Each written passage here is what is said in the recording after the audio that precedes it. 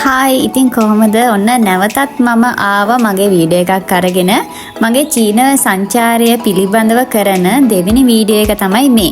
චීනයට ආව ගමනේ පළවෙනි දවස් කීපෙම අපි ගත කරේ ෂැන්හායි වල. ඉතින් ආව දවසේම රෑ මම මගේ යාළුවත් එක්ක ඇවිදින්න පටන් ගත්තා.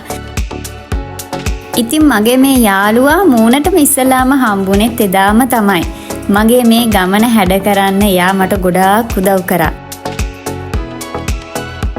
චීනයේ දෙවෙනි විශාලතම නගරයේ බයිසිකල් පදින එක ගැන ඔයාලට මොකද හිතෙන්නේ? ඒක මාරම අත්දැකීමක්. චීනයේ ටවුන් වල රෑට තියෙන වෙනස්ම ලස්සනක්. ඉතින් දවල්ට ගිහින් ලස්සන බලනවා වගේම තමයි රෑට ගිහින් රෑ ලස්සන විඳින්න පුළුවන්. හරිම ලස්සනයි. පාරවල් දෙපැත්ත හොඳට එලි කරලා බිල්ඩින් ගොඩාක් උස බිල්ඩින් වල වෙනම ලස්සන එලි රටා දාලා හරිම ලස්සනයි. රෑට බයිසිකල් පදිනවා කියලා කියන්නේ වෙනස්ම අත්දැකීමක්.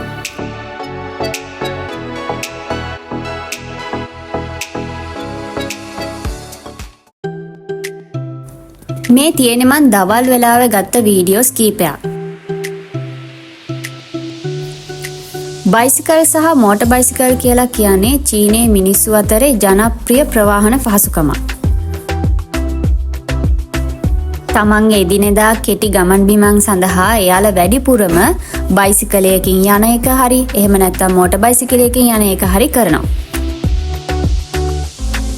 ඉතින් බයිසිකල් සහ මෝටර් බයික් ගමන් කරන්න වෙනම මන් තීරුවක් සැකසලා තියෙනවා. ඔයාලට පේනවා ඇති මේ වීඩියෝ එකේ මහා පාරට පැත්තෙන් සයිඩ් එකෙන් වෙනම ලස්සන මල් වවලා ගස් කොළන් වවලා වෙනම ලස්සන නිදහස් මන් තීරුවක් සැකසලා තියෙනවා. ඒක තමයි අපි මේ බයිසිකලේ පැදගෙන යන්න ඕනේ. එතකොට අපිට ලොකු වාහන වලින් කිසිම අවහිරතාවයක් වෙන්නේ නැහැ. හැබැයි මාර්ග නීති රීති රැකලා තමයි බයිසිකලේ අරන් යන්න ඕනි. මොකද කහිරවල් මංසන්දි වගේ දේවල් පසු වෙනවා. එතකොට ඊට අදාළ නීති රීති වලට අදාළව තමයි අපි බයිසිකලේ අරන් යන්න ඕනි. ඉතින් අපිට තියෙන්නේ මේ ලස්සන අත්විඳින ගමන් නිදහසේ අපේ බයිසිකලේ පැදගෙන යන්න. ලංකාවේ කොච්චර බයිසිකල් පැදලා තිබ්බත් වෙන රටක මේ වගේ ලොකු නගරයක් මැදින් බයිසිකලේ පදිනවා කියලා කියන්නේ වෙනස්ම අත්දැකීමක්. ඒ වගේම තමයි ඒවා නිර්මාණය කරලා තියෙන හරිම ලස්සන පරිසරයක. ඒක විඳින්න පුළුවන් විදිහට තමයි මම නම් දැක්කේ. මේක මට මාරම අත්දැකීමක් වුණා. මම ගොඩාක් එන්ජොයි කරා. දැන් මේ විදිහට මෝටර් බයික් සහ බයිසිකල් කොහොමද ගන්න කියලාත් මම චුට්ටක් කතා කරන්නම්. පාර දෙපැත්තේ ගොඩක් තැන්වල අපිට දකින්න තියෙනවා බයිසිකල් සහ බයික් පාක් කරලා තියෙන පාකින්. අපිට තියෙන්නේ ඒ වගේ පාක් කරපු තැනකට ගිහින් බයිසිකලේට තියෙනවා QR කෝඩ් එකක්. ඔයාලට පේනවා ඇති මේ වීඩියෝ එකේ මේ බයිසිකල් ඉස්සරහා චූටි QR එකක් තියෙනවා. ඉතින් මේ බයිසිකල් වලට අයිතිකාරයෝ නැහැ. කහපාට බයිසිකල් සහ නිල් පාට බයිසිකල් වර්ග දෙකක් තියෙනවා. අපිට කැමති බයිසිකලයක් තෝරා අරගෙන මේ තියෙන QR එක ස්කෑන් කරලා අපිට පුළුවන් බයිසිකලේ අන්ලොක් කරගන්න. බයිසිකලේ අන්ලොක් කරගත්තට පස්සේ අපිට තියෙන්නේ අපිට කැමති තැනකට බයිසිකලේ යන්න.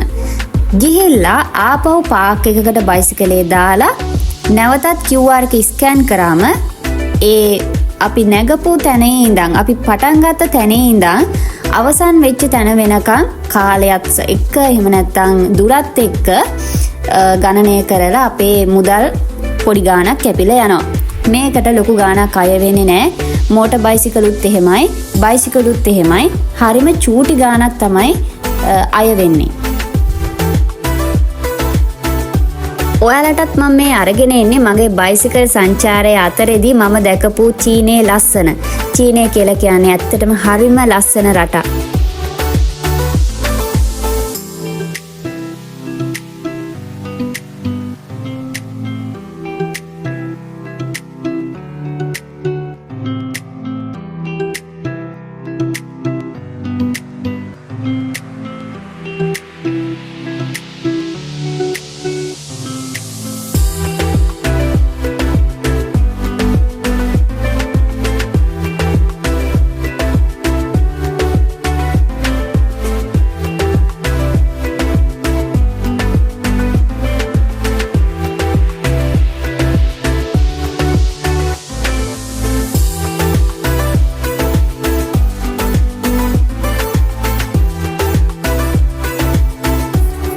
මේ වීඩියෝ එකේ අද කතා කරේ මගේ බයිසිකල් සංචාරය ගැන. ඉතින් මේ බයිසිකලේ ගමන් කරන එක මේ වගේ ලොකු රටකටත් ඉතාමත් ප්‍රායෝගික නම් මම හිතනවා අපේ ලංකාව වගේ රටවල් වලටත් අපේ එදිනෙදා ගමන් කටයුතු පහසු කරගෙන යන්න මේ බයිසිකල් ගමනාගමන පද්ධතියක් ඇති කරොත් ගොඩක් වටීවි කියලා. මොකද මේක ලොකු පොඩි වැඩිහිටි යන හැමෝටම පහසුවෙන් පාවිච්චි කරන්න පුළුවන් හොඳ ප්‍රවාහන මාධ්‍යයක්. ඉතින් අපි ඊළඟ වීඩියෝ එකකින් හම්බෙමු. තවත් දේවල් තියෙනවා චීනය ගැන කියන්න. සජ්ජයන්